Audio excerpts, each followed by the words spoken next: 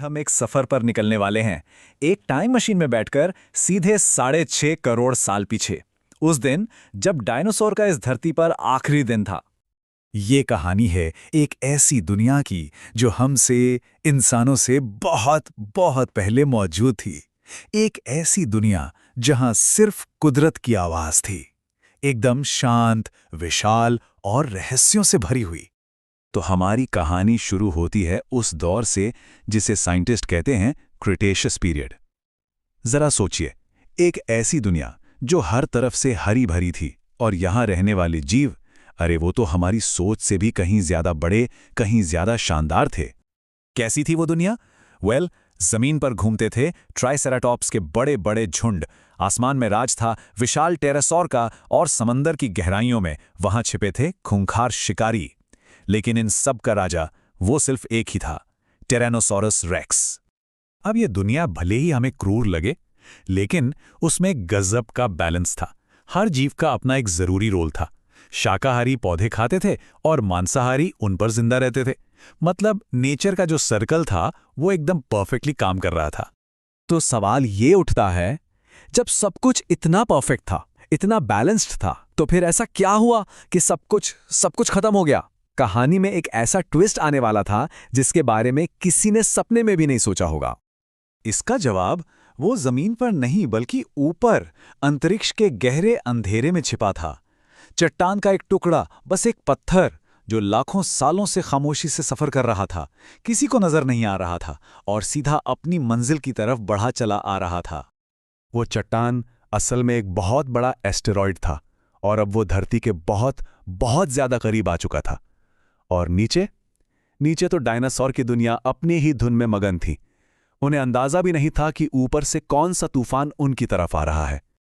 और ये थे उस एस्टेरॉयड के आखिरी कुछ पल। जैसे जैसे वो पास आया, धरती की ग्रेविटी ने उसे और जोर से खींचा। उसकी रफ्तार बढ़ती गई। उसने चांद को भी पीछे छोड़ दिया और फिर हमारे एटमॉस्फेयर में दाखिल हुआ, एक आग के गोले की तरह। आखिरी कुछ किलोमीटर का सफर तो पलक झपकने से भी कम वक्त में पूरा हो गया। रफ्तार कितनी थी? 70,000 किलोमीटर प्रति घंटा। यकीन होता है? ये गोली की रफ्तार से भी 20 गुना ज्यादा है। जरा कल्पना खींचे, एक पहाड़ के साइज का पत्थर इस खतरनाक स्पीड से सीधा धरती की तरफ आ रहा है। और फिर वो टक्कर हुई। उस एक टक्कर से 100 मिलियन मेगाटन एनर्जी निकली। अब ये कितनी होती है? दुनिया में आज तक जितने भी एटम बॉम्ब बने हैं उन सब की ताकत को मिला भी दें तो ये उससे भी लाखों गुना ज्यादा थी। अनइमेजिनेबल। बस एक पल के लिए उस टक्कर को महसूस करने की कोशिश कीजिए। एक ऐसी जबरदस्त चमक जिसने सूरज की रोशनी को भी अंधा कर दिया हो, और एक ऐसी दहाड़ जिसकी कोई गूंज ही नहीं थी। क्यों? क्योंकि वो आवाज की स्पीड से भी तेज थी। टक्कर के बाद पूरी की पूरी धरती जैसे एक चीख में बदल गई। बस उस एक पल ने सब कुछ बदल कर रख दिया, सब कुछ तबाह कर दिया। चलिए देखते हैं कि इसके बाद आखिर हुआ क्या। ये सिर्फ एक धमाका नहीं था, ये तो तबाही की एक पूरी चेन रिएक्शन थी। सबसे पहले एक शॉकवेव, एक आग का बवंडर जिसने अपने रास्ते में आई हर चीज को जलाकर राख कर दिया। फिर समंदर से उठी किलोमीटरों ऊंची सुनामी। उसके बाद आसमान से गिरी आग की बारिश, जी हां, जलते हुए पत्थरों की बारिश। और आखिर में टक्कर से उठी धूल ने एक ऐसा घना बादल बना लिया जिसने सूरज को पूरी तरह से ढक दिया। पूरी दुनिया का नक्शा ही बदल गया था। जो आसमान कभी नीला था वो अब राख से काला हो चुका था। जहां हरे भरे जंगल लहलहाते थे वो अब एक जलती हुई भट्टी बन चुके थे।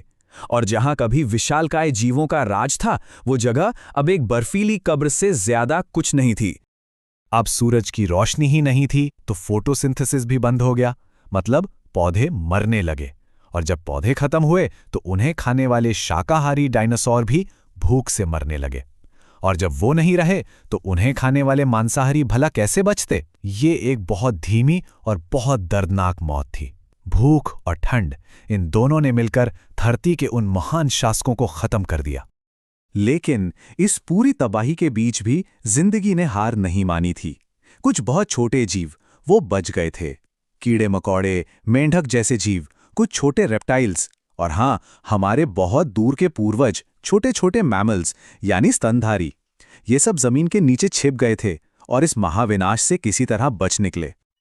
और फिर इस महाविनाश के बाद बहुत बहुत धीरे धीरे एक नई दुनिया ने करवट ली।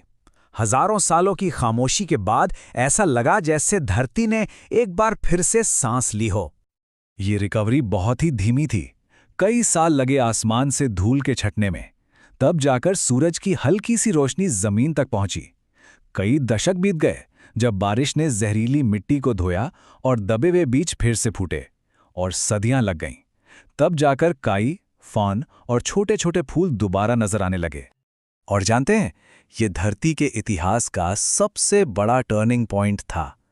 डायनासोर जैसे विशाल रेप्टाइल्स का युग खत्म हो चुका था और अब शुरुआत हो रही थी एक नए युग की, एज ऑफ मैमल्स, यानी स्तनधारियों का युग। वो छोटे जीव जो बच गए थे, अब उनके लिए ये पूरी दुनिया एक खुला मैदान थी। तो ये जो महाविनाश था, ये सिर्फ एक अंत नहीं था। असल में ये एक नई शुरुआत की चिंगारी थी। डायनासोर की तबाही की राख से ही हमारी अपनी कहानी के बीज फूटे थे। और यही इस पूरी कहानी की सबसे कमाल की बात है। डायनासोर का अंत असल में हमारी, इंसानों की शुरुआत बना। वो टक्कर जिंदगी का खात्मा नहीं थी, बल्कि वो हमारी कहानी का पहला चैप्टर थी। एक दुनिया को खत्म होना पड़ा ताकि एक नई दुनिया जन्म ले सके, हमारी दुनिया।